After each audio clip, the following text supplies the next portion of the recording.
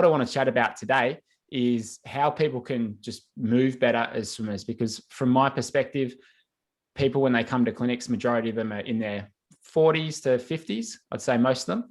And what we see is that their range of motion is very limited, particularly through the hips, with a lot of triathletes sitting down and riding and running and sitting at a desk. Like, the range of motion through the hips is very poor.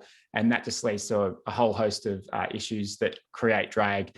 And so if people can just learn to move a bit better and be a bit more aware of what their body's doing through certain phases of the stroke by using something like yoga, it can have such a big impact on your swimming. And if you combine that with the technical side that I teach, I think it's just a very powerful combination to really make huge changes in your swimming. And so you've worked with swimmers for a long time with yoga, and I'm sure you've seen these sorts of things time and time again.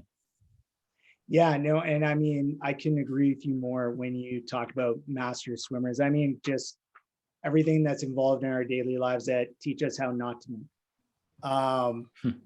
And I've found, because I come from the swim coaching background, and coming at it and trying to discover the best ways to do dry land and testing out different modalities, I've just found that yoga is such an all-encompassing modality.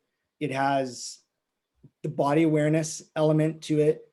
When you're talking the overall movement, right? I love that you put that in there and not just mobility, because when you look at it, you've got the body awareness, overall awareness when we're talking about breath, then you've got the strength element, and you've got a rhythm element to it. So you've got and then you've got the mental component to it. So you've got so many different aspects that you'll get hits on.